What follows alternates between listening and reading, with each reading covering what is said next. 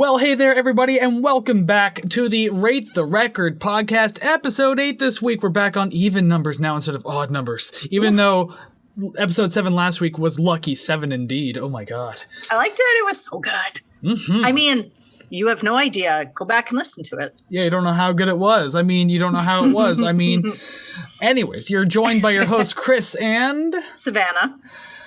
Yeah, because we're not going anywhere just yet. We're not allowed to leave. No. The higher-ups said we're not allowed to, and we're technically the higher-ups, and we said we're not allowed to, so... Yep. How confusing. But yes, here we are on YouTube and all the other platforms, and that means if you're there listening to us, maybe you can go ahead and hit that like and subscribe button. You can leave comments. We're trying to build a community here, and we want you to be part of it. Things have been going swimmingly so far, and they can only get better from here. Yes, so yeah, be our YouTube. Friends. Exactly. Be our friends. YouTube, likes and subscribe, leave comments, that's all cool. And all the other audio platforms we're on, we're like 1 billion now, geez. Like Spotify, Apple Podcasts, Google Podcasts, Anchor, Castbox, Bandcamp. We are everywhere, and we got another platform still waiting for approval, but we'll get to that when that comes up. Can't run from us, we're everywhere. Yeah, we will be everywhere, including just your radio. We're going to be the chip in your brain when Elon Musk puts it in there. Yes, preloaded like a little hit clips? Like man, those are going to make a comeback. Awesome. We will be hit clips. Yes. I want us to be the first brand to reintroduce that to 2021. I'm in. It's only 30 seconds of the podcast, too. It's not even the whole episode. Half a sentence, rolling into another half sentence, and it cuts right off. Yeah, it's not even transitioned properly. It doesn't fade in, fade out. It just kind of just clips. Why not? Anyways, if you're new to the podcast, you're used to us rambling like this. Hi, welcome back. So glad you could make it. We enjoy your presence, and we enjoy you being here, part of this community. I'm going to use that word a lot, community, because that's what we're trying to do. But if you're new to the podcast, welcome. We hope you enjoy your stay, and we hope you like when people ramble a lot. But yes, by all means, make yourselves cozy and enjoy this discussion on music and be a part of it. Yes. So that means you probably don't know what we do here on the podcast. So what we do is Savannah and I each week, we will take an album either at random, special anniversary, or, special occasion, viewer's choice. Regardless, we take one, discuss it at length, rank the songs, and then what's the name of the podcast? Rate the Record. That's right. We rate the... Oh, sorry. Yeah, rate the record. Yep. For a second there, I thought it says we review the record. It's like, no, it's like just rate. It's like, are you sure you don't break down the record? Do you destroy the record live on air? Some of them I think we have and we will, but mostly rating. Yes. I need to go to a garage sale and buy a copy of Dan the Torpedoes. No particular reason. Check out episode 6 if you want to know the particular reason. Yep. Yeah. But before we go any further, there's a disclaimer that we always like to read at the beginning of each podcast, just to make sure that we're all on the same page when it comes to things like, discussing each other's opinions, agreeing to disagree, that kind of stuff. We want to be cool about things. We usually swap in and out of who's going to read it. This week is mine. Last week, Savannah said she was practicing. Not only have I been practicing, I've memorized it. Ooh, good luck. So what I'm going to do... I took my notes off the screen. I'm going to look down the barrel the entire time. So audio listeners, Savannah, you got to tell them if I look away at all. I'm going to look right down the barrel. I am going to stare you deep in the eyes. And I'm going to go ahead and butcher this. Hopefully I don't. Okay. Wait, can you see it on your screen, though? So that way you, know if I get it right? Nope. Okay. Wing it. That's fine. I guess maybe I'll put it... if I get this right, I'll put a check mark on screen for the YouTube version. All right. The following thoughts and opinions we're going to discuss regarding this album are strictly of our own personal interests.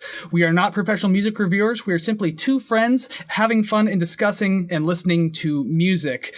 We encourage respectful discussion and friendly banter of each episode, but we do not condone and will not tolerate bullying or belligerence based on the opinions of ourselves or others. This podcast is a for fun and casual project, and you are welcome to take what we say regarding the albums we rate with a grain of salt. I mixed up a few words, but that's definitely it. Doesn't matter, goddamn, that sounded good. And you can confirm to the audio listeners, I looked in the camera the entire time. And it was weird. Didn't look away. Yeah, I know, that's going to be really bad for the YouTube viewers. Sorry. I just wanted to do that as proof. I'm getting better at this. Now I got to bring my notes back up so I know what the hell we're doing, because I don't know who we're talking about today. Oh, that's who we're talking about today. Porcupine Tree, which Savannah, if you can see, if you're watching, she's wearing the shirt for them. I don't It's think the wrong album and the wrong is. tour, but still, it's the only one I have. Yeah, exactly. That's fine. Whatever, the merchandise works. And the album is indeed Deadwing from 2005. So, Savannah, this is your pick this week. So I can only hope that it's not as not well received as the Tom Petty album, which you'll find out in time. But tell us a little bit about Porcupine Tree. Hey, I just want to let you know that every good road trip has a little bit of bumps, peaks and valleys. And just because we were stuck in a valley previously does not mean we're not going to be on a peak. We had Tom Petty, which was the downfall. Then Mr. Bungle just brought us up to that glorious golden hill. Yeah, so I mean, maybe we'll just keep climbing. Maybe we're in the Alps. Who knows? Yeah, maybe we're here now. But Porcupine Tree was formed in England in 1987 and originated as an outlet for musician Steven Wilson. Wanting to assemble a full band in order to play live shows, Wilson brought on Richard Barbieri on keyboards, Colin Edwin on bass, and Kris Maitland on drums. Maitland was replaced by Gavin Harrison in 2002, and Deadwing is Porcupine Tree's 8th studio album. It also includes contributions from King Crimson's Adrian Belew and Opeth's Michael Ackerfeld. I probably butchered it either way. The album was based on a screenplay written by Steven Wilson and Mike Bennion, but as of now, it is not in production. Singles off of Deadwing, Shallow in the US, and Lazarus in parts of Europe. Unfortunately, it didn't win any prestigious awards, but it did hit 132 on the Billboard 200 and number 4 on the Top Heat Seekers chart. Although it was named one of Classic Rock magazine's, man, my mouth, 10 essential progressive rock albums of the decade. See, this is why, despite the fact that, I do some vocal warm-ups before we start, I still manage to talk too fast and slur my way through words. Wowie, woo, way, whoa. You got to stretch out those lips. And then my mouth's so dry, my lips just get stuck to my teeth, and I can't talk. I also noticed that you pointed out Adrian Belew on this album. I didn't know that. That's a very familiar name to me. I enjoy his work, and that explains some of the guitar work I heard on this album then. I was just like, oh, this is pretty neat, but now that I know who it is, I know why it's neat. Yay! He's credibility. He's a guitar wizard. I love that guy. Excellent. But we don't just have to talk about one guy today. Oh, sorry, trying to crack my back a little. This is a little sore. We get to talk about 4. Yes. In Porcupine Tree. Exactly. We get to talk about a whole band and 9 whole songs. Yes. Starting with the very first one off of Deadwing, the title track, which we don't get a lot of on this show. Deadwing. I'm sorry, it kind of looks like you leaned into that when I was going to say Deadwing. You were going to hit it, and then you didn't. No, it was just, it was one of those, you're right. I was going to say something. I was like, we don't run into a lot of title tracks. Not caught really, me off guard. no. I was like, oh shit, I never thought of that. We had Blood Sugar Sex Magic, and that was it. I believe so. No Tom Petty. There's no Damn the Torpedo song. There's no Nevermind song. There's no California. There's no 10. No, You Won't Get What You Want. No Scenes from a Memory. Wow, this is the second title track we've ever had. Dang. What a good way to kick off the song, by only talking about other albums. Yeah, exactly. Just a flashback. You know what? This is just a clip show. Fine. It's taking me back to Dream Theater already. Anyway.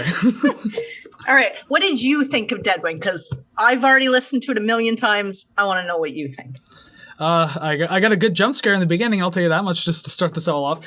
So, there's this, quiet, choppy kind of synth loop going on. It's just, I can feel it building up, and I just remember saying to myself out loud while I was listening to him, the beginning. And I'm just sitting there, and I was gonna, get my notepad or something. I can't remember what I was doing, but, I kind of, trailed off a bit. I was like, okay, I'm gonna do this. And then suddenly guitars kick, and I was like, oh, okay, you got me. Yep. I really like that. And, I mean, there is a decent amount I liked about the song too. I liked the vocals that started out the track. They sounded really nice. but I feel like it was immediately taken back by like the whispering that happens afterwards. Like I'm not a fan of that whispering. Yeah, I get Roll the Bone vibes off that. But no, I figured you would. Because I don't know. You got to listen. If you haven't heard it, then go listen to it and you'll know what I mean. But other than that, the vocals were nice, and this song has like early 2000s written all over it, like just the composition style. I can agree with that. I feel like the intro could have been a couple bars shorter. I don't know. I felt like I was ready for it to start before it did, and then it was just sort of, I'm kind of waiting for it. Well, that makes one of us then, because I had a jump scare. Yeah. You're like, oh, it's going to take forever. I do like how the bass fills in so well. I felt that it was kind of like, I don't know how to describe it, other than it was kind of chugging along, and then it just sort of, I don't know, kind of hit. I wrote that in my notes, but now I'm thinking about it, all I'm thinking is, what the hell am I talking about? What do I mean? Is this the right song? Yeah, exactly. Like, is this even the right album? Also, I really enjoy how the English say privacy. Oh, I really yeah. wanted to say that. I guess a fun little fact on that, I think for the Nintendo, it might be for the PlayStation or Nintendo 64, it was a GoldenEye 007, not GoldenEye, but it was a 007 game. I think it was The World's Not Enough. Yeah. And right in the very first level, I remember when I was a kid, I'd never heard the word privacy before, like pronounced like that. Yeah. And there was like a guard, he's like, we left your things for you in the privacy booth. I'm like, what the fuck is a privacy booth? Do I need a dictionary? That's funny. And to be honest, like, okay, so this song is 9 minutes and 47 seconds. It's quite a long track to start off the album. I didn't notice that I had been listening to this just one song until about the 5:20 mark. Yeah. There was like a lot of repetition in the song. I guess it didn't bother me too much, but like around 5:20 is when I realized like, oh, this song's still going. It's done like the verse like 4 times now. Like, yeah. Probably didn't need to, but I guess we're here anyway. I just kind of felt like the, I guess, chorus and verses sort of had kind of the same vibe. So like after a while, it did kind of feel like I was listening to the same thing for a while, or the same sort of, I don't know how to describe what I see in my head, but it was just sort of a, bumpless road. You're just driving across the prairies. It's just the same. Yeah. I mean, there was nothing too stand out about the song, but I mean, like, if you want to talk about standout, I guess, I mean, you get to like the 7-minute mark, I believe it is. Yeah. And it starts to pick up, which I actually kind of really liked. There's like the chugging guitars. There's a guitar solo in there. Yeah. It didn't need to go back to the verse yet again, but it did. Like, I don't know. If it didn't go back to the verse and was just a little shorter, would have been fine with it. Yep. And actually, I mean, this song, I won't spoil it, it's already scored pretty, like, I would say, like, nicely. Would have been scored better if it didn't go back to that verse again. It's just like, you didn't need to. You really didn't. Yeah, you're going back to your ex years later, and you're just like, no, you're making so much progress. What are you doing? Why am I here again? Yeah. I agree with all of that. Yeah. Oh, and I'm really good at this every single week. I should preface this whole thing, which I always say this every week. So last week, if you watched the Mr. Bungle episode, it was the first time I've ever done lyrical breakdown, or to an extent. I didn't completely go through it, but I didn't do it this week, and it's not because like, oh, it's not Mr. Bungle, I don't care. No, I don't want to make a habit of it right now. Yeah. I don't think I'm there yet. I don't have so much time on my hands to be able to do this every single album. Maybe one day if this becomes a full-time gig, maybe, who knows? Ooh, that's up to you. Anyway, so yeah, there's not going to be any of that this week, despite the fact that, as far as I'm concerned, this is a concept album. Give or take, yeah. I guess it was supposed to be adapted to a movie, or it was based on a screenplay that they were thinking of making into a movie. So I don't really know the story behind this. I think I read a little bit about it as I was kind of like reading the Wikipedia article about this album. Yeah, and I think one of the band members said that this album is pretty much like, I think, a dead mother contacting her son, like from the dead type thing. Oh. Like, and that's like the concept of the album. So I don't know. And once again, got huge Dream Theater vibes off that. Yeah. Oh, we've been down this road before. Dead people sending memories and shit to other people. Yeah, past lives, etc., etc. That album had some good moments, also had some tanking moments. All right, then song number 2, we move on now to Shallow. Yes. I guess I'll say this has started this off like, yeah, it's obviously much heavier than the other one, I think, but I think this is like a very generic, like going to the bar type song. Like, I don't know. Yeah. Like, I don't mean that in a bad way, but like it has that very generic, like you're out drinking a beer at some like kind of dive or something like that. That's what the riff kind of remind me of. Oh, really? Just the vibes I got from it. I don't know. Yeah. But I will say though, like aside from that, there's like these little interludes of like where you can hear like these combinations of piano and acoustic guitars. Yes. Between like the choruses and verse and everything like that, and that felt really nice. So I mean, it kind of added an interesting contrast to the like heavier verses. Yes, I got that note exactly. I really enjoyed the sort of the black and white kind of feeling where it's like dark and heavy and then light and kind of, sparkly. Mm-hmm. And the kind of mechanical sounds and breathe talking in the bridge are kind of in the middle. Okay, creepy, and I didn't appreciate it. Only because, like you said, for the last one, the breathe talking in my ear, I hate it. I hate it. Any ASMR breathing talking, get away from me. Fair enough. Yeah, I mean, it didn't bother me so much, I guess. Yeah. Like, I try to enjoy things like that, but again, if it's the last track and you remind me of Roll the Bones, then we're gonna have a problem. And I guess I'll specify the song, not the album. Yeah. We may or may not talk about that one down the road a little bit, but anyways, we're still here on Porcupine Tree. But yeah, it really is a solid rock track. I mean, like through and through. So I can give it that much. This sounds like many songs I've heard in the 2000s, like the early 2000s. Like there's a lot of bands that kind of had this tone to it. Yeah. I don't even know what to call it. Like I was going to use the term butt rock, but that's actually used as another joking term for something. Yeah. Again, I don't want to make it sound, I didn't hate this song. It's just, I don't know. I'm not into that, like, I'll call it bar rock. Let's just call it that because I already used the word bar. I'm not super into it, but like I do appreciate some things about this song. Again, solid rock track. Yeah. I think one of my biggest criticisms though is like, I don't know, the vocals were really low in the chorus. Like it feels like an unmastered track or something. It was kind of weird. Oh, really? I never noticed that. It felt a little buried by what felt like driven guitars, which like obviously a lot of rock songs, you want your driven guitars. Yeah. But I mean, you need to find that delicate balance of being able to hear everything to an extent. Obviously, it's okay if some things are quieter, but the vocals should be one of the forefronts. So I mean, like, you better have a damn good reason for burying it. It's like they hit the overdrive pedal on an overdrive pedal when they were doing the chorus, eh?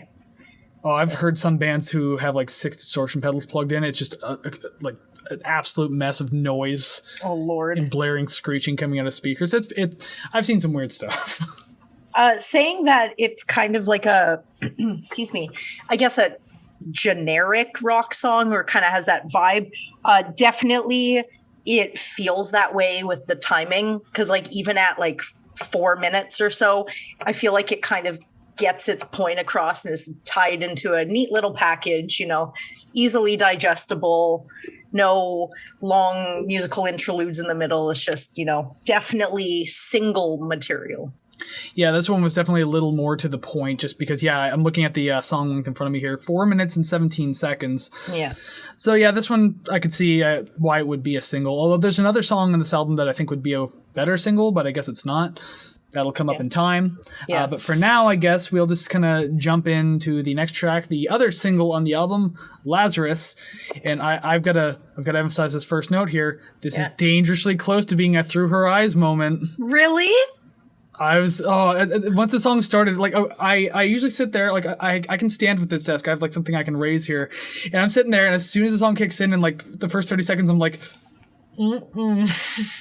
Just my hand to the audio listeners, just like that concerned hand to the mouth, like, oh, what's happening here type scenario. It didn't hit that, but it got close. Oh no.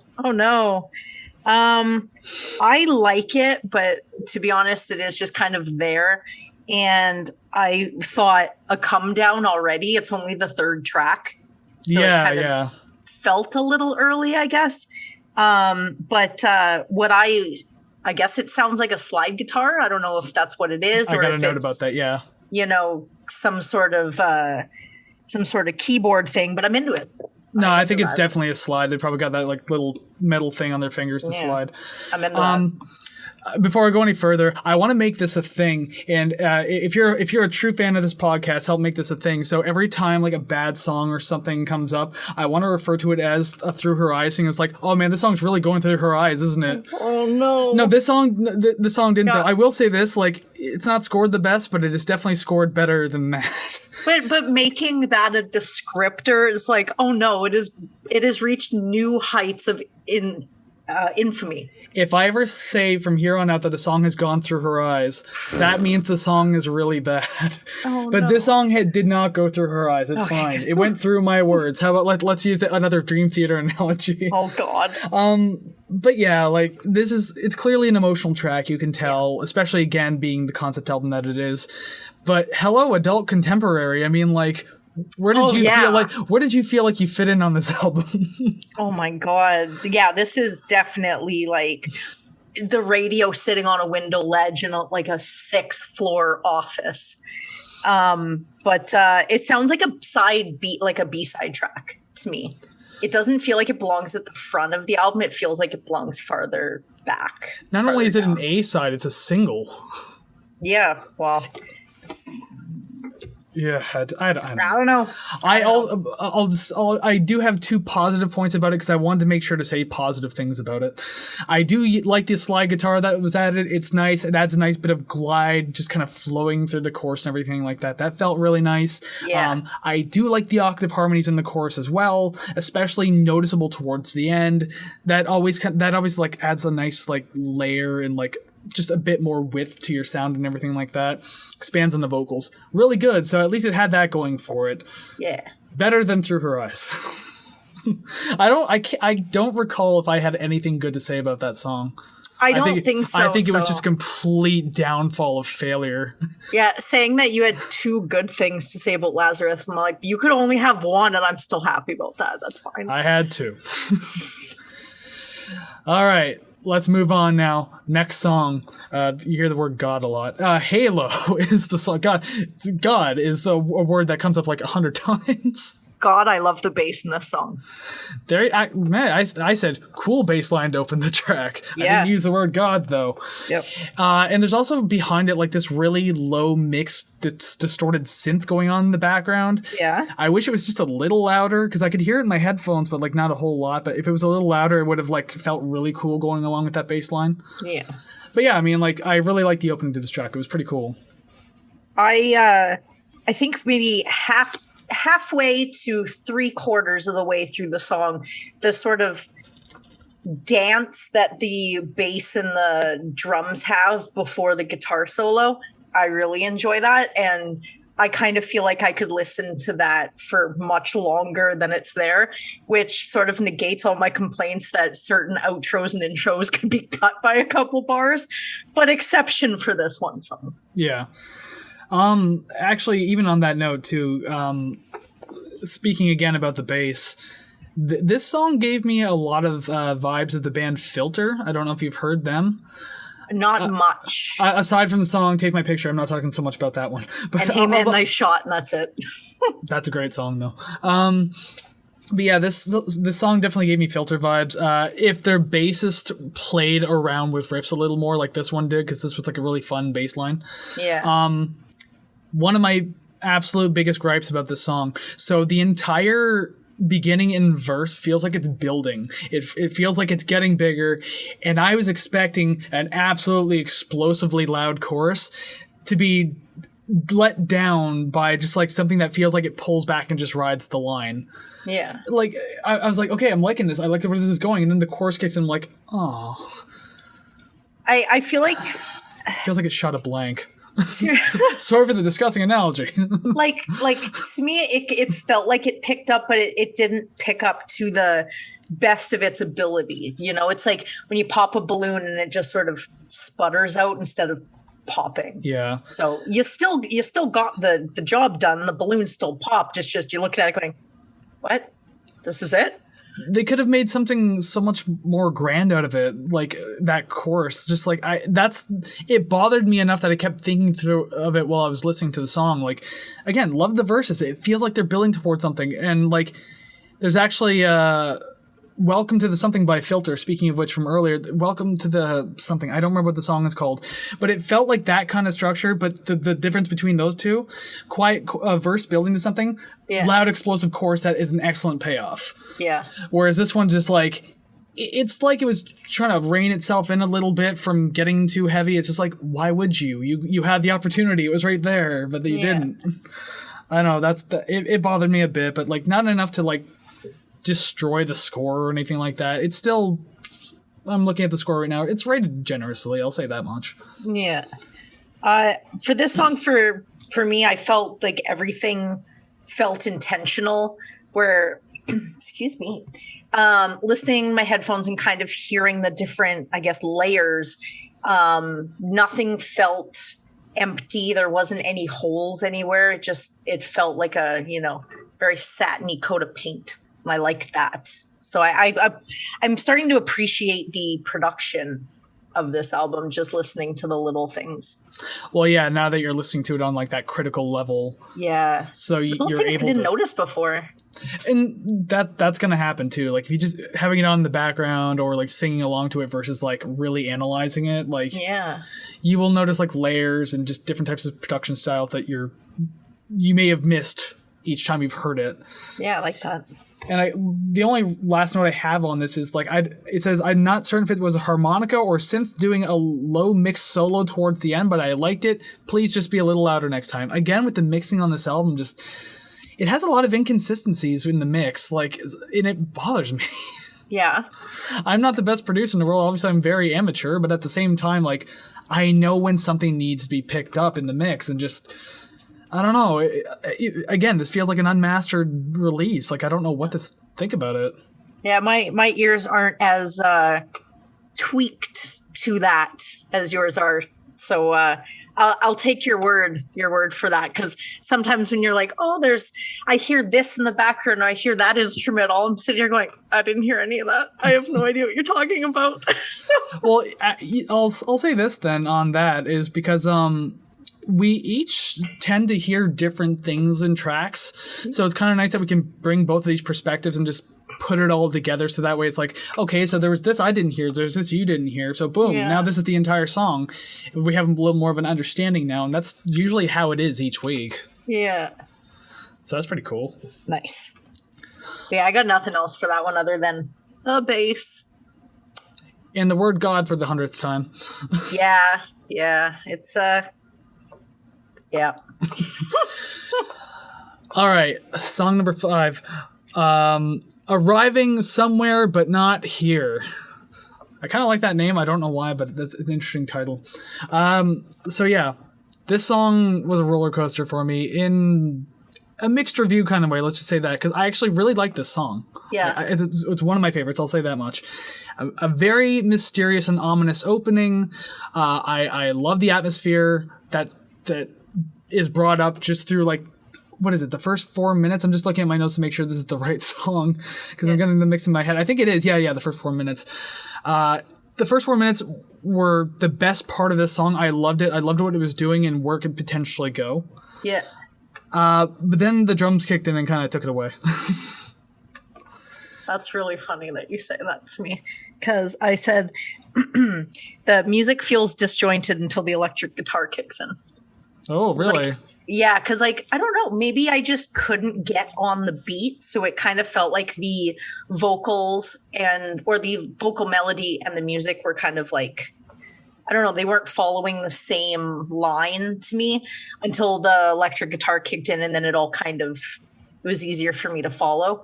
Yeah, and I do have a major criticism before we get into the good stuff. I know I mentioned this for a previous album. I forget which one. I hate vocal echo on every single beat.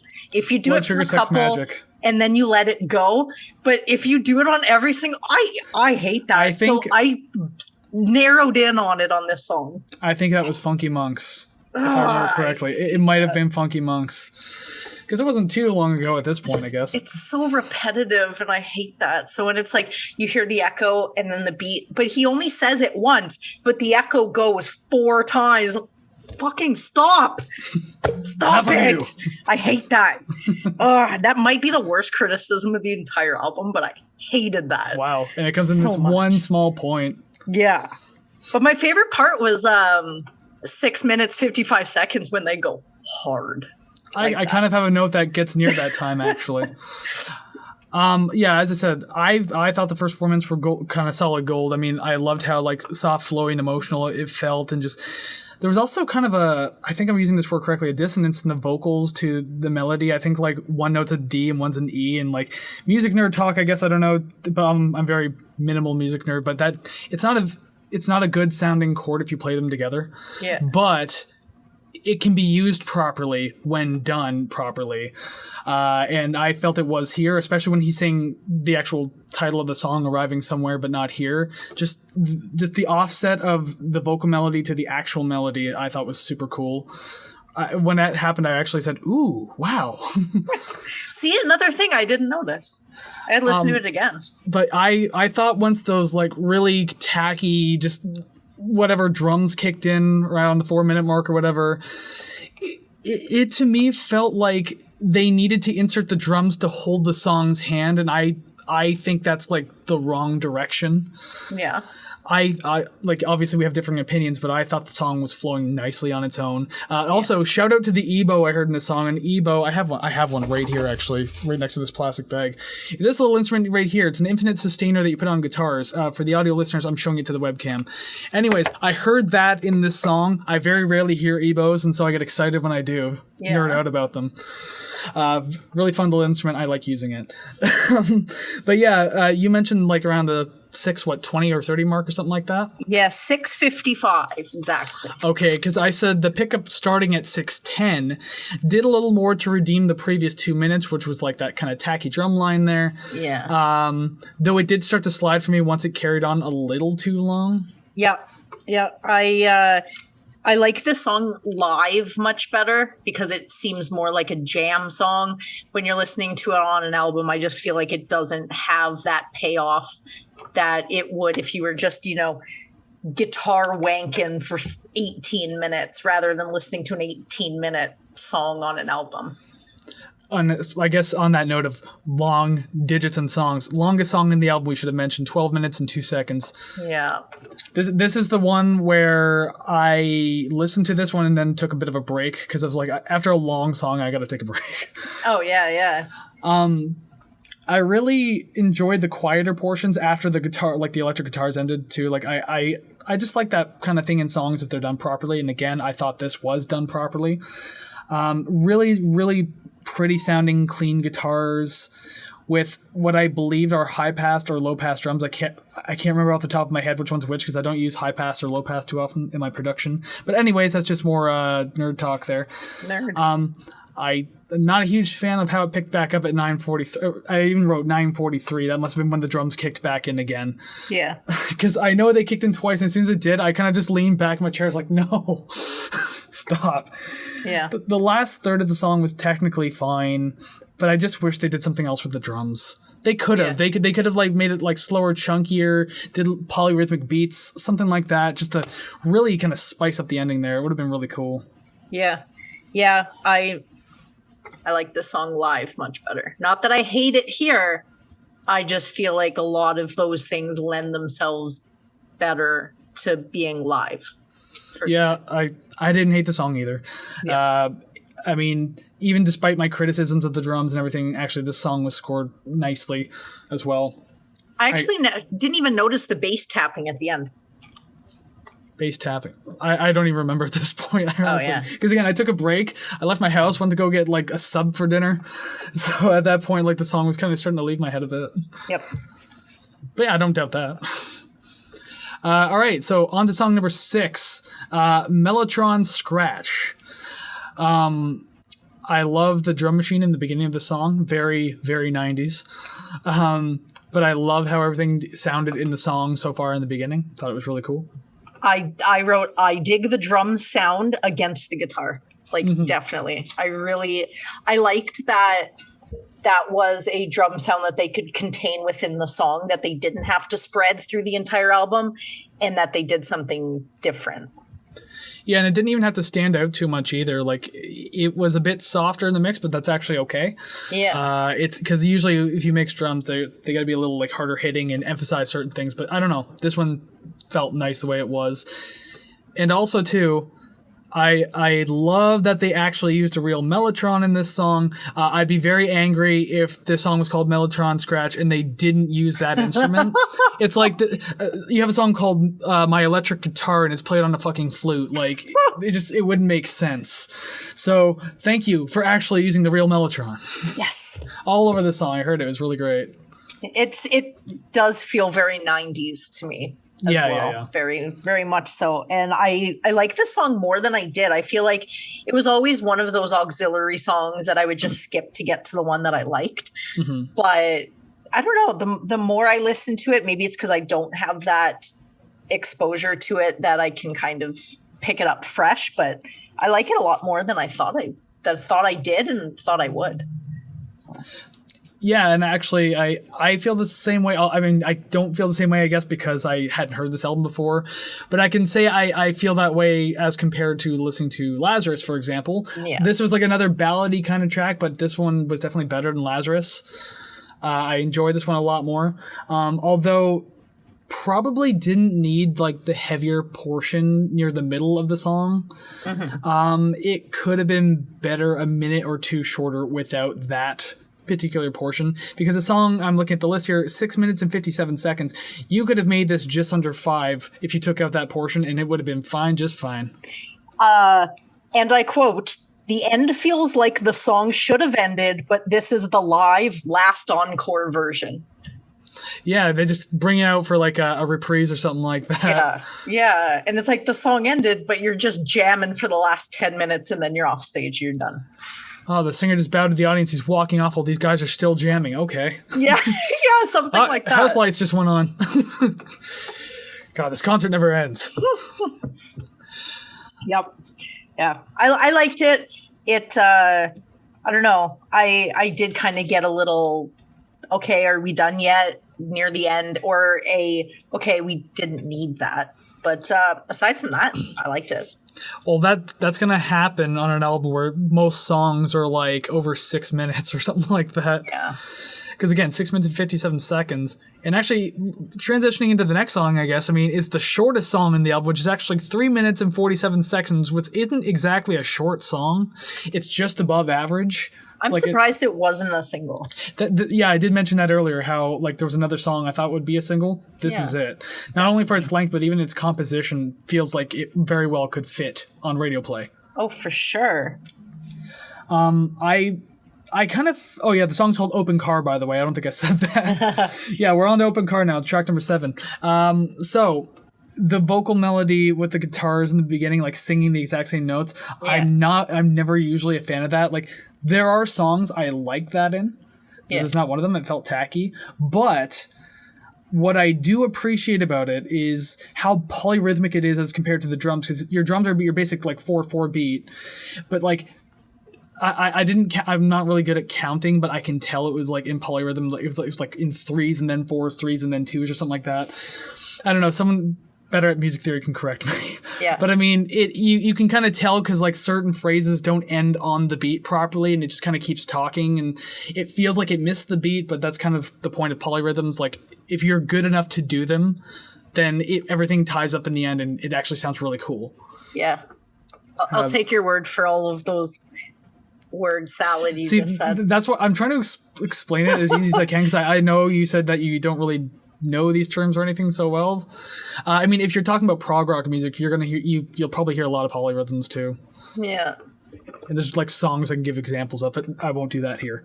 Well, it's like football. It's like I know the word down. I know the word down. I don't know, but it's like I know the words, but you ask me what they mean, I'm like, I have no idea. But I've heard the words before, so I mean.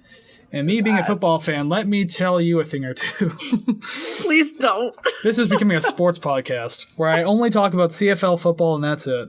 Yeah, and I'm leaving. Goodbye. And so did all the American and non-Canadian viewers. Oh, Lord. So yeah, this song has a heavy use of vocal harmonies. I actually really enjoy that. They sound really nice, add a lot to it. It's not a bad track. It ends just as well as I could have expected it to. Everything sounds good for the most part, again, except for like the kind of like tacky feeling guitar and vocal similar melody thing. Yeah. It just feels like they, again, going back to the polyrhythms, it feels like they've focused more on doing that than actually like completing anything else better in this song. Because other than that, like the song just kind of, I don't know, fell on deaf ears a little bit. It felt a little flat to me. Oh, yeah? Like, meaning, like, there wasn't a lot going on. Like, after the polyrhythms being the most interesting part of the song, it's just like, here's the rest of it. It's like, oh, okay. So like driving across the prairies again, just sort of. But then, like, every once in a while, you get this, like, really quick, boom, kind of turn. Like, it's like a semicircle turn. Oh. So you're going down the smooth road, Whiplash. but then suddenly you're just going, whoa, okay, then back on the straight road again. Well, I found the keyboards in the back kind of created a, I don't know, theatrical grandness. I don't know how to describe that. It felt bigger, and I'd never noticed or heard that before. So I feel like that's the takeaway from Open Car. Yeah, I think I recall them, but again, can't be certain, especially because I've only heard this album once, right? So it's not that I'm forgetting it on purpose. It's like, usually with things like this, especially with notes like that, I need to listen more than once and to be like, okay, got that. Okay, got that. Yeah. Maybe I should start listening to these albums more than once prior to recording. Yeah, once a day. So like 9 days, 7 days. Oh, jeez. I don't know if I have that much time. Make time. Okay, then moving on. Now we're nearing the end of the album. The penultimate track, the start of something beautiful. Okay, so my biggest point about this entire song is I absolutely love how the drums, like the snare and the hi-hat, create like this awkward tension, rise and fall feeling. I loved it. I love that it continues through the song. Yeah. It pleases me. I don't hear it often, so when I do, I'm like, ooh, what is this? This is nice. This song definitely had throwback vibes for me. Again, this felt like a 90s alt rock track. Not a bad thing at all. I like 90s alt rock. I mean, there's a lot of fantastic songs that came out of that era. But yeah, this song definitely gave me those vibes. I really like that synth bass in the beginning to open the track. Yeah. I love the tone of that, and I've heard bands use that exact sound before, and it's really cool. And it transitions really nicely into like the actual live guitars playing the same riff, so I thought that was super cool. The sweeping background strings are really welcomed, like, touch to this track. I just thought it was like really nice to hear that. And yeah, again, just 90s alt rock. Yeah. I noticed that throughout the whole album thus far, this is the third quiet intro to bridge of the night, where what I imagine is like you take a mozzarella stick and you pull it apart and you have the two bulk pieces in your hands, but you have this sort of string connecting them both. And I found that with the start of Something Beautiful, Arriving Somewhere But Not Here, and Deadwing, where all of them kind of have a bulky beginning, a bulky end, and sort of this slow getting into the end feeling. And no matter how much I do like the song, just noticing that, I'm kind of like, oh, I'm so bored of that now. Stop it. That's one thing I noticed too. Like, again, kind of don't have to compare to Dream Theater, but like on a concept album with especially like slightly similar story arc, no song really transitioned from one to the other. Like there was a couple, I think, but all of them kind of started and ended as their own track. Yeah. So there was that like no just kind of fluid through the entire album type feeling, which that's fine. Like that's not even really a critique. I'm just saying like that's the difference I noticed between the two so far. Yeah.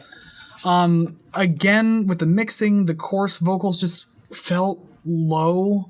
I would love to know if there's an interview out there or anything with the mixer or the band talking about the mix of this album, because like something feels wrong. Like it feels like they either didn't pay their mixer well enough or like they just didn't care. But because like everything sounds great, but then like there's these points in the album when something is just way too like buried, and I felt the chorus vocals in this were that again, and that's not the first time I've said that so far in this review.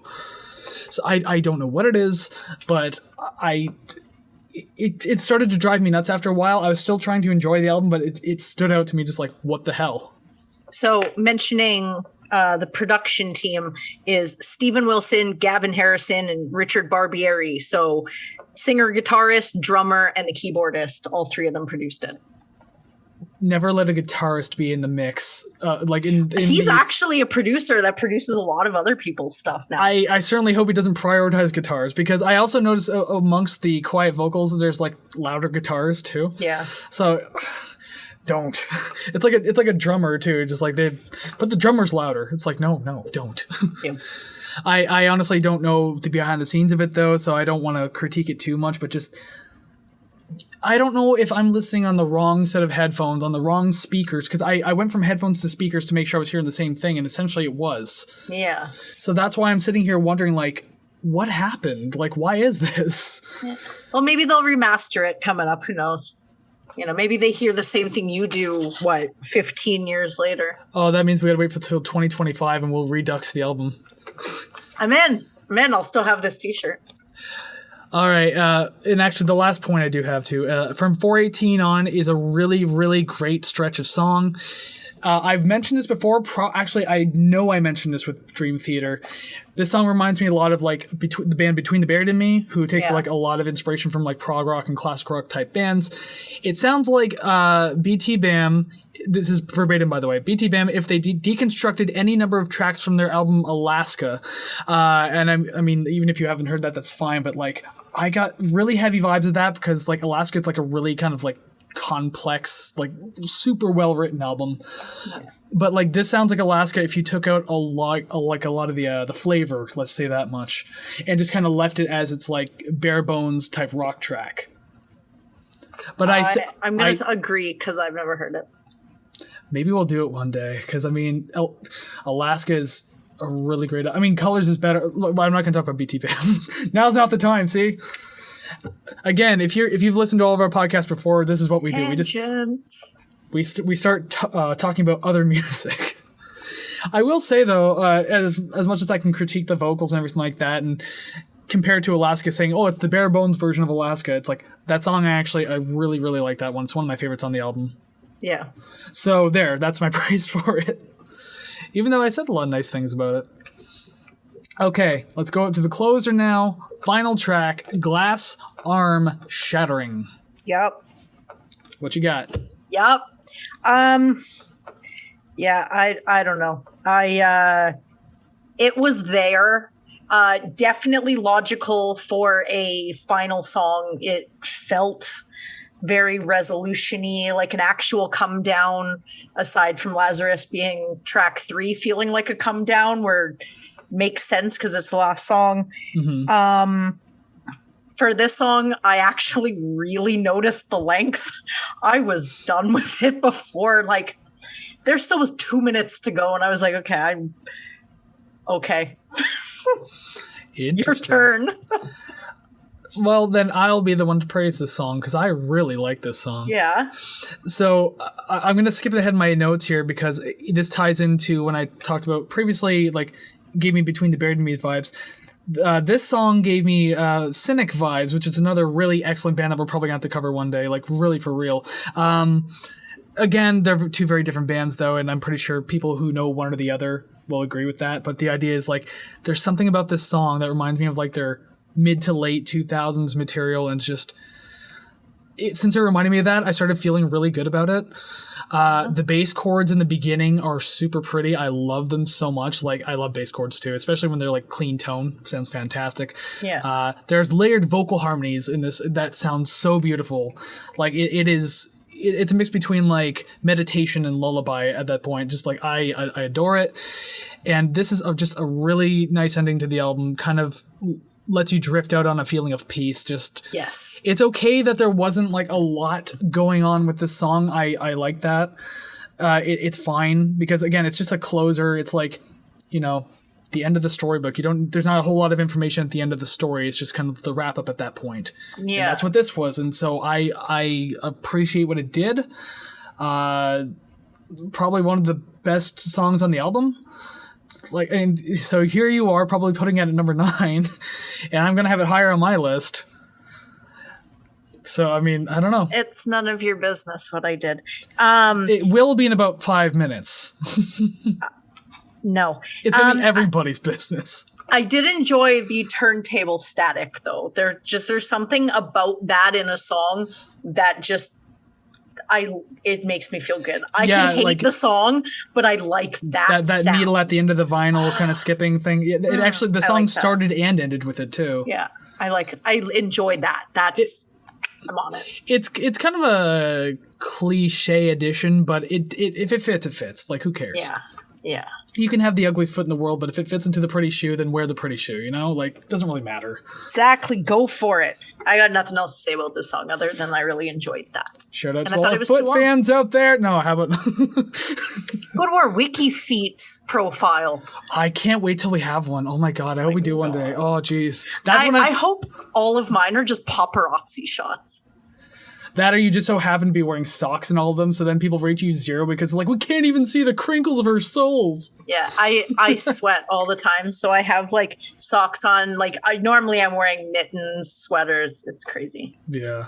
Well, that's when we'll know we've made it, when we have our own WikiFeet. Like, we can have our own Wikipedia page. Fuck that. I want a WikiFeet. Exactly. I better be in the top 300. That's it. You don't want to see these bad boys. Oh, but now that we've talked about WikiFeed, I can put that in the tags for the YouTube video. Get all the wrong people coming in. Hey, if it works, it works. Like I said, I'll wear a V-neck next time. I just wish I had more band shirts that were V-necks. I was going to say, there was that one episode where you wore like a tank top or something like that, and I was like, our views have got to be here, right? Yeah. Even though they're at the point of recording this currently on the Red Hot Chili Peppers video, just saying. It's got the word sex in it. Oh, you should... Okay, like, I know we're going off topic, but I want to mention this because this is fucking hilarious. As a matter of fact, I'm gonna pull it up. I know that we're not supposed to be doing this, but again, this is too funny. I can't help it. A little behind the scenes for everyone, both audio and YouTube listeners. Yeah. So, I'm in YouTube Studio on my phone right now, so I can see all the analytics of every single one of our videos. And it's a lot of what you would expect in, like, what search terms are working, which ones aren't, blah, blah, blah, and all that stuff. The Red Hot Chili Peppers have some of the best search terms I think I could have asked for. God, okay. Oh, I think it's even changed a little too. Lifetime for this whole video. Okay. I'm going to read some of the interesting ones. So the number one search term that people are finding a Red Hot Chili Peppers video for is film sex chili. The next cool one is hot sex episode, which I think I actually texted you about. Yeah, that makes sense. But the chili is. Then there's new sex, sugar sex, USA hot sex, and then 30% other. Who's looking this up on YouTube? Like 10-year-olds? Like. Hot naked boobies. Oh my Google Lord. hot naked boobies. Oh. Anyways, that's a little behind the scenes of our YouTube analytics. I'm sorry that we took up some time in the Porcupine Tree episode, but that means we can go into our song rankings. But just before we do, if you've made it this far, that means you must like what we're doing and how we're talking so far. So make sure you hit that like button, subscribe, and leave a comment knowing that you've you heard this part, and we'll give you a thumbs up or something like that. I don't know, some sort of incentive. Yeah, comment with that emoji with the sunglasses and 2 finger pistols. It's really what I want to see. Foot emoji, any foot emoji. Oh yeah, okay, yeah, totally. We have to tie that into the WikiFeed. Yeah. Now people are going to start speculating, like, do they have foot fetishes? Oh my God. It's none of your business. You don't know us. You don't know me. You don't need to know. Exactly. My personal life. But yeah, on YouTube, like, subscribe, comment. Now, the audio platforms you're listening to, leave some positive ratings. Make sure you're following along with the program. Everything's all good. Hell yes. We want you to be part of this. And now, you can be part of the song rankings as we get into them. Drum roll. This one was as compared to Mr. Bungle, where I had, like, numerous repeated numbers, highly ranked. This one was like a little more definitive. There were a few like similar ranks, but this one wasn't as hard. Whereas Mr. Bungle, I think I did 4 times. And heads up to anyone who saw the Mr. Bungle episode last week. I did mention that like Retro Vertigo and Pink Cigarette could be interchangeable. Retro Vertigo's number 1 right now in my head, but it's officially number 1 on the podcast. And also, did you listen to Dead Goon yet? Yeah, I'm gonna bring that bit back. You better. I didn't. I forgot what the song was called, but I did start to listen to that. Or I forget what the album's called. Released in '95. Yeah, that one. And I tried to listen. I think it was the first song. I made it halfway, and I was like, I am not in the mood for this right now. So I'm going to revisit it later on. I'll tell you this much, because I actually ended up listening to Disco Volante as well after we recorded our session there, and I listened to the whole thing. First off, it is not an album you sit through. You just don't. There's no proper reasoning or rhyme or anything to listen to this album. You just have to jump in and hope for the best. There's going to be a lot of portions that don't feel like songs. A lot of portions are going to be very awkward to sit through. A lot of improvisation, because I mean, there's a handful of songs where Mike Patton's not doing anything. He's not singing or anything. Yeah. It's not an easy listen. But I think your favorite song on the album, I'm going to call it right now, is Mamishka Mouse Squaws. That or Desert Search for Techno Allah. Either or is going to be your favorite track. Okay. Well, I don't know if we're going to record it for this, but... oh, no, it's not going to be easy. I think I even texted you saying this would be a difficult one to do for the show. Okay, good. So I'll listen to it, and I'll let you know what my favorite one was. You'll have to, like, make a separate upload on, like, Facebook or Instagram saying, like, oh, man, that song, though, or this album. Yeah, and it's just me laying on the floor. Just my face is just melted into the floor from listening to it. Yeah, it's nothing like California, I'll tell you that much. But anyways, here we are again, rambling. Hi, we do this all the time. Why are you surprised? Time for the song rankings. We've left you hanging to way, way, way too long. Yes. So, above my head, boom, graphics just changed. There you go. Well, above our heads, really. So, we can finally do this. 9 songs on the album, all rated out of 10. You know how this works, and if you don't, you'll know eventually. So, number 9, I mean, no surprise at this, I have Lazarus. Glass arm shattering. Really? Well, like they all have to be assigned a number, and I'm sorry that one didn't have 9. to be assigned. There's other numbers, you know. Take it back. This is your one time. You get a mulligan. Okay, number 8, Shallow. Lazarus. God, no. You're doing this wrong.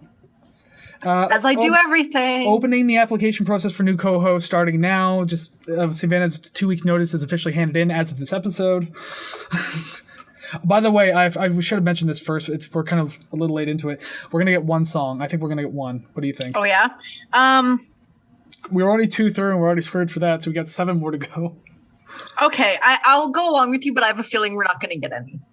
I'm also feeling that. I'm just trying to be nice. Number 7, Open Car. Mellotron Scratch. Number 6, Halo. Arriving somewhere, but not here. It's not happening, is it? Number 5, Deadwing. Yeah! Number 5. Yes! All right. Okay, cool. We only have 1 more chance at this point. I'm on the edge of my seat for the next 4. Number 4, Mellotron Scratch. Open Car. Okay. All right, still hopeful. Number 3, Arriving Anywhere But Here. Halo. Number 2, the start of Something Beautiful. Oh man, come on! Shallow. Well, because my number 1 seems pretty obvious if you've been listening to me talk. It's definitely Glass Arm Shattering. The start of Something Beautiful. Close. Well, I'm pretty impressed by your list, though, so that's nice. Well, because there was a lot in those top 3, especially, that I really liked. And I mean, the absolute praise I just showered onto Glass Arm Shattering there, like, that should be zero surprise. And I mean, Lazarus was the most obvious one to be at the top because it was like, oh god, it was dangerously close to being Through Her Eyes. That song almost went through her eyes. Remember, that's a thing now. It's an actual thing. Yikes. That'll be on our t-shirts one day. I don't know how it's going to fit in, but we it will. get headshots as well? Yeah, it'll have to be that. Like, we also need, like, just a woman's face staring at something and, like, it's like laser burning a skeleton, and it's just, like, through her eyes in bloody text. You know what? Okay, clip this part and keep it because I enjoy that idea. And watch it, like, a year from now, we're going to have those shirts. It's going to be done. Yeah. Hell yeah. And then we're going to be sued by Dream Theater. Fuck yeah. Don't care. Whatever. I get to meet the band in court. Damn right. Hell yeah. Yeah, I'm into it. That's fine. They'll be like, Miss Fuller, could you please just go back to the stand? And I'm like, no, please, can you sign this? Please. Yeah, pretend it's like legal paperwork and just slide. It's like, oh, you have to sign this because, reasons my lawyer. Psych! Autograph! And they didn't read the fine text. It's just like, you were literally just signing an autograph for me, suckers. Yeah, on to eBay. Oh, I'd at least keep it. I'd keep it in my jail cell with me. Okay, we've ranked the songs. We got one at least, which was Deadwing. There you go, number 5. So the halfway point of the album. We can finally rate the record. Yes, I want to know what you did. And once again, I'll probably stop mentioning it after this episode, but because it's still so new, to those of you who don't know, we used to tell each other the ratings of the records before the show started, but starting with the Mr. Bongo episode, we now don't know what we've rated it, which means I should open my calculator. We're going to find out live, react live, and we're all going to enjoy it together. So, transition now. And here we are with the screen in front of us now. We are going to rate the record. No, Porcupine Tree is not in the F tier. I just kept it down there so you can see it on the screen. Don't worry, it's fine. We've always praised this album enough that it's not going to be down there. It can't be worse than Tom Petty. It's another album with a person on it. How come we don't notice these things? You're the one who chose it. I know. It's killing me. I say we because I'm lumping you in, but it's all me. I was gonna say, like, the only thing that comes close is California by Bungle there. With the people are very tiny, so you can barely see them. Yeah. Everything else is very human or face. But yes, here we are, Porcupine Tree, Deadwing. You've heard us talk about the album. You've heard us rank the songs, and now it's time for us to rate the record. Yes. All right, so last week you went first for the rating, so I guess I'll go first this week. Okay. I need to prep myself for how shocked I'm going to be. So I will say this much. So far in this show, though, from what you can see on the screen, Savannah has technically only chosen 2 albums so far, not including this one, which this is the 3rd one. Yeah. And out of those 3 that she's done, I've liked this one the best. Yes. This one, looking at my sheet here, comes out to 71.11. So it's a B- tier album for me. You rated it higher than I did. Wow. Mine was just 70 straight. Really? Yeah. That's really surprising to me. Like, I am ashamed of myself. How do you choose an album and then just like, I don't like it as much as he's going to? Because I've never listened to it critically. And then when you do, you're like, holy shit. Like, maybe I only listen to it for, you listen to pop music for the surface. You're like, I'm not listening too deep into this. But then if you listen to it, you're like, wow, this is not as good as it seems on the outside. So, and a lot of time has passed, Yeah. Well, I think you'll be pleasantly surprised. With our combined score, A tier. It comes up. Yes, it is not A tier. It is 70.55, yes. Which actually means it's rated higher than Blood Sugar Sex Magic. Okay, I'm fine with that. So, yeah, I like going live on the air here. Again, this is done in Photoshop because Tier List Maker is kind of a weird site to use. Porcupine Tree, drag them over. Boom, that is your official order of our list right now. 70.55. I think the Chili Peppers were 70.38, so it's very, very close. Dang. Like less than 1%. It's wild to me that we put, it's believable that Pearl Jam is before it, but just my personal preferences, I'm actually really surprised that I liked Pearl Jam more than this Porcupine Tree. Well, it was nice to have Pearl Jam in the beginning, so that way we could just start with a decently high ranking. Yeah. But now Bungle sitting ass on top of everybody else now. Like some of these they make me sad. I'm really sorry that we put you there. Are you looking at Tom Petty and saying that to him? Yeah. As for me, I pity the petty, or that specific album anyway. Yeah. I said it once, I'll say it again. Benefit of the doubt, there's likely a solid Tom Petty album that I'm really going to love, but it just wasn't that one. Yeah. Well, that's okay. We have many, many shows to get you to love Tom Petty and the Heartbreakers and Tom Petty on the solo and listening to the Traveling Wilburys and other stuff. I can't even remember.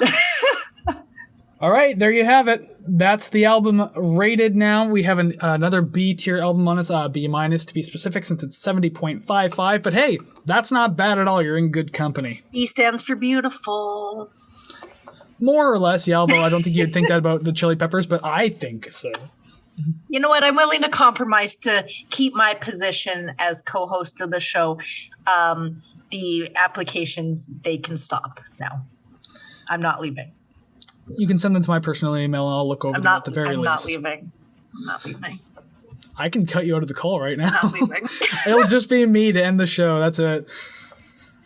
I can make TV static over my part. I can make a quick edit right here and just literally put it's only my face on the screen for the clown YouTube emoji over me, and that's it. If you want to see stuff like that, you're going to have to watch the YouTube version. Which, speaking of which, since we're at the end now, we can say that if you've made it this far, you must like what we're doing. You must have liked this episode enough, so you can go ahead and hit that like and subscribe button if you would, please. Thank you. Yes. Be a part of the community. What did you think about this album? Do you agree or disagree with us? Who's right and wrong? Although we were really close on our rankings anyway, so I don't think it matters too much. Yeah. Song rankings, though, I should say, is different, so that's a whole weird thing there. Yep. I'm actually glad that you liked it, though. That's pleasing. More than you. Yeah. I'm strange. I'm proud of you, but I'm really disappointed in myself. Yeah, says the woman who gave the Dream Theater album she chose 62.5. But it wasn't that good, okay? sorry should have chosen another one. All your ears, but it just wasn't that good. Oh, that's okay. I'll have to fix that in post. Although I've done large audio spikes too, so whatever. Our audio sucks. But not our audio listeners. So if you're listening on Spotify, Google Podcasts, Apple Podcasts, CastBox, Anchor, Bandcamp, wherever you're listening, you're still awesome. Trust me. I'm just criticizing my own work. But you can go ahead and follow, subscribe, rate, comment, whatever you can do in the audio realm, wherever you're listening. By all means, helps the channel grow. You can be a part of that. Please and thank you. And like we said earlier, if you did make it this far and you're still listening to us ramble, comment feet emojis. And again, if you feel ever so inclined, just email us with a foot emoji as a subject and, tell us what you thought. Tell us what you thought. I want to know. We're going to have to sift through some spam emails, but it can't just be the foot emoji, though. We already told people to do that. It's going to be like foot emoji and like eggplant or something like that. Like, let's really sexualize this here. Sex sells. Foot and fried egg in frying pan emoji. That reminds me a lot of King of the Hill when Peggy became a foot model when she didn't even know that she was. And she had to step in eggs and she spanked the bottoms of her feet and stuff. And yeah, anyways, that's King of the Hill chat for the day. Yep. Come back for next week's episode of King of the Hill chat. Yes. Ooh, speaking of next week. We'll get to that in a minute, because one thing we forgot to do last week was tell people that we're on social media as well. We didn't do that once. Uh-oh. You can also be part of the community outside of the audio realms as well, and video realms. On Facebook, Instagram, and TikTok, it's at Rate the Record Podcast. And you can follow us on Twitter at Rate the Record. I know in a previous episode I said I was going to change that Twitter handle, but it turns out Rate the Record Podcast is too long, so it could only be Rate the Record. So it's forever going to be like that. But yes, if you're watching the video versions, it's above our heads. You can already see what everything looks like. Audio versions, I'm pretty sure in the description you can get to our link tree. Everything is there. Follow us there too. Let's have a grand old time. Yay! But yes, going back to that moment ago when you mentioned about next week. Of course we're coming back next week. So we like to give little hints about what's happening. This one might be a little easy with the hints too. So we did receive a request to do an album, our very first request episode. So that's exciting. We do, as I said, viewer's choice. We do that. I say that every single episode. Yep. So, the hints I had to write down since we didn't choose this album ourselves. It's a popular alt rock, pop rock kind of band that's been around for about 29 years at the point of recording this episode. The album we're going to talk about is nearly 12 years old at the point of recording this. So it's almost old enough for high school. Still in those weird middle school years, though. Oh, Lord. Probably has a weird haircut. Oh, yeah, I got that bowl cut going on. I think one of the band members actually had a bowl cut. But anyways, that's for you to find out. It's also a band linked to many memes. There you go. I mean, there's a lot of bands linked to a lot of memes. We're doing Drake next week, okay? No, we're not doing Drake next week. Not a chance. But no, this band is linked to many memes, so maybe you'll understand more. If you haven't already figured it out, you'll know next week. I'm begrudgingly doing this because it is an audience request, and I love you guys, but I also hate you guys at the same time, so... Well, yeah. Savannah hates, so we know that already. Yep. F-tier album. Yep. At least, if I F-tier Tom Petty, you get to F-tier something, but it's not my album, so haha, whatever. Yeah, you might have to cut that part because you said who it was. Did I? Yep. Oof. Oh, no, you know what? I'll censor it. I'll just censor it. Okay. That's fine. I'll just put a bit... let me write down that note real quick. Beep X on your name at end. I remember one of the clips I cut a while ago, I actually had to... I censored out some swear words because I was like, okay, this is exactly the podcast. More people will see these clips, so I'll just censor out words. Whatever. It's fine. Fair. You don't know until next week. Or if you're watching in the future, you already know. Yeah. But anyways, yes, that's the end of the episode for this week. Thank you so much for watching. Remember to like, comment, subscribe, follow all that kind of stuff. It's fantastic. Let's build this community. Yes. In the meantime, go listen to some excellent music, and we will see you again next time. Take care. Bye-bye.